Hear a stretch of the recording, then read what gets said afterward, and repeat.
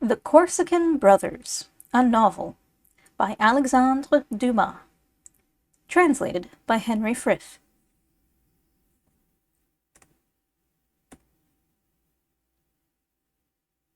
To Henry Irving, the latest representative of the twin brothers, this book is dedicated by the translator. The Corsican Brothers. Chapter 1. In the beginning of March 1841, I was traveling in Corsica. Nothing is more picturesque and more easy to accomplish than a journey in Corsica. You can embark at Toulon. In 20 hours you will be in Ajaccio, and then in 24 hours more you are at Bastia. Once there, you can hire or purchase a horse. If you wish to hire a horse, you can do so for 5 francs a day. If you purchase one, you can have a good animal for 150 francs. And don't sneer at the moderate price, for the horse hired or purchased will perform as great feats as the famous Gascon horse which leaped over the Pont Neuf, which neither Prospero nor Notulus, the heroes of Chantilly and the Champ de Mars, could do. He will traverse roads which Balmat himself could not cross without crampons, and will go over bridges upon which Oriol would need a balancing pole. As for the traveler, all he has to do is to give the horse his head and let him go as he pleases. He does not mind the danger. We may add that with this horse, which can go anywhere, the traveler can accomplish his 15 leagues a day without stopping to bait. From time to time, while the tourist may be halting to examine some ancient castle built by some old baron or legendary hero, or to sketch a tower built ages ago by the Genoese, the horse will be contented to graze by the roadside or to pluck the mosses from the rocks in the vicinity. As to lodging for the night, it is still more simple in Corsica. The traveler, having arrived at a village, passes down through the principal street, and making his own choice of the house wherein he will rest, he knocks at the door.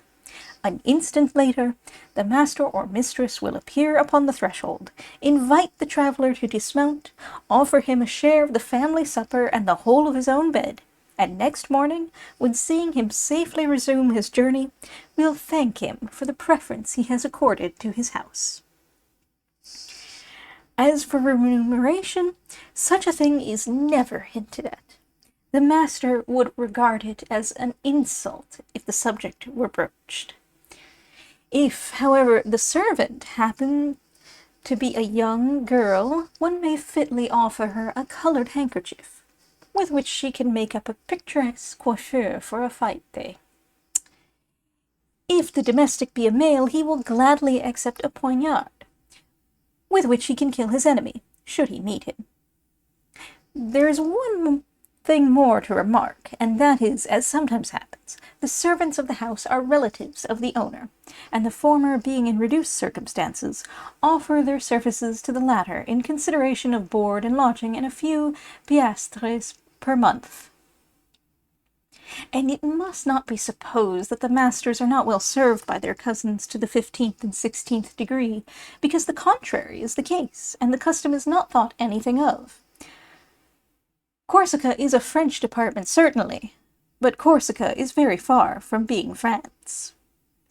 As for robbers, one never hears of them, yet there are bandits in abundance. But these gentlemen must in no wise be confounded one with another. So go without fear to Ajaccio, to Bastia, with a purse full of money hanging to your saddle-bow, and you may traverse the whole island without a shadow of danger.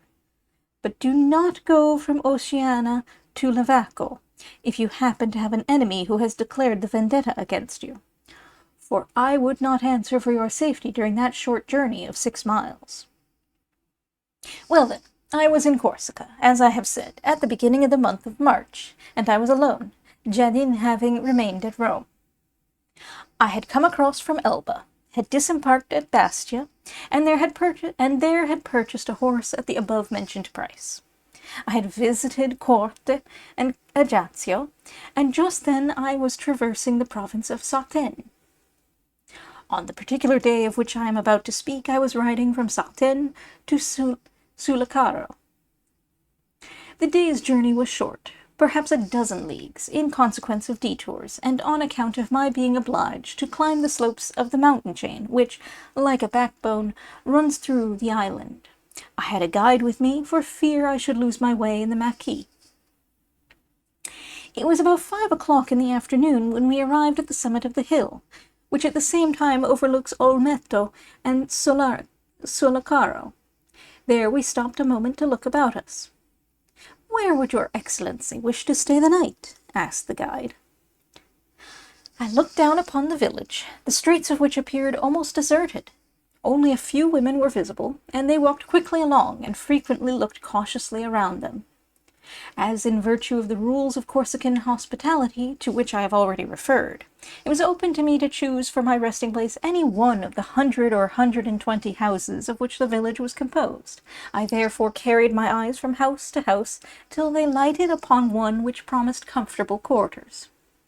It was a square mansion, built in a fortified sort of style, and machicolated in front of the windows and above the door. This was the first time I had seen these domestic fortifications. But I may mention that the province of Sartène is the classic ground of the vendetta.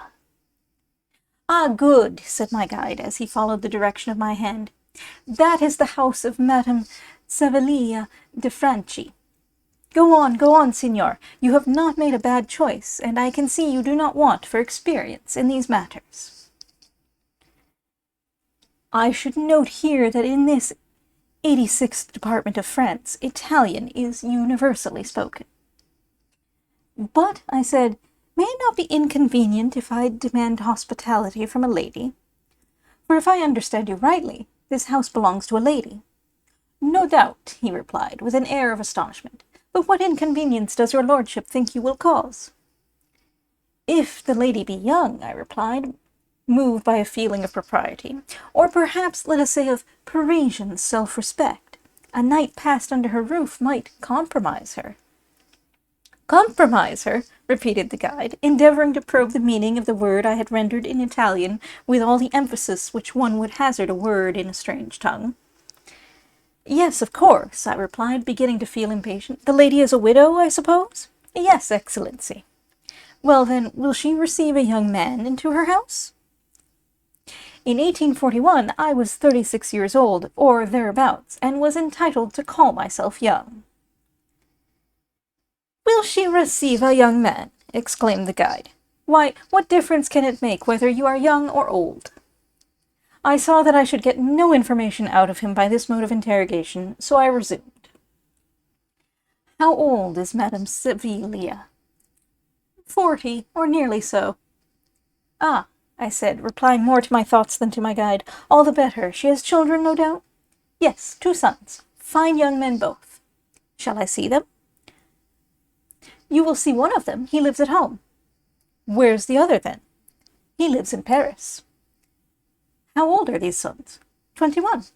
"What, both?" "Yes, they are twins." "What professions do they follow?" "The one in Paris is studying law." "And the other?" "The other is a Corsican." "Indeed," was my reply to this characteristic answer, made in the most matter-of-fact tone. "Well now, let us push on for the house of Madame Savelia de Franchi." We accordingly resumed our journey, and entered the village about 10 minutes afterwards. I now remarked what I had not noticed from the hill, namely that every house was fortified similarly to Madame Savelia's. Not so completely, perhaps, for that the poverty of the inhabitants could not attain to, but purely and simply with oaken planks, by which the windows were protected, loopholes only being left for rifle barrels.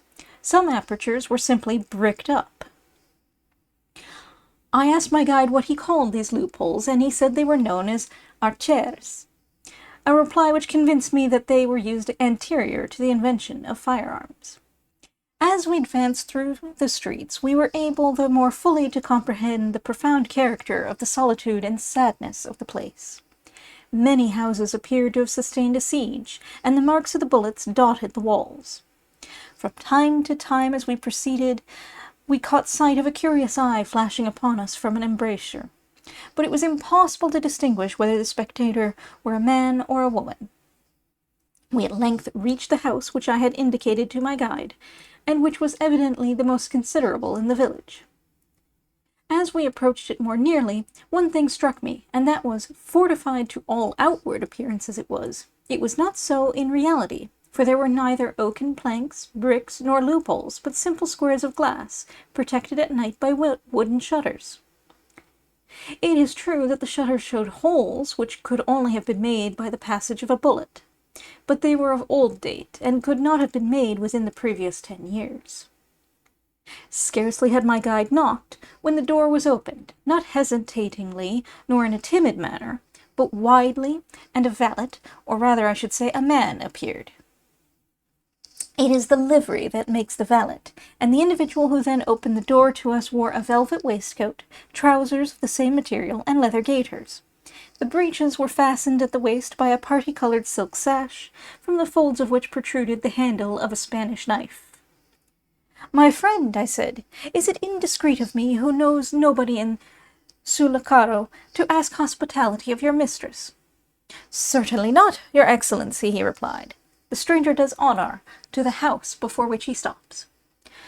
Maria," he continued, turning to a servant, who was standing behind him, "will you inform Madame Savilia that a French traveller seeks hospitality?" As he finished speaking, he came down the 8 rough ladder-like steps which led to the entrance door, and took the bridle of my horse. I dismounted. "Your Excellency need have no further concern," he said. "All your luggage will be taken to your room." I profited by this gracious invitation to idleness, one of the most agreeable which can be extended to a traveller.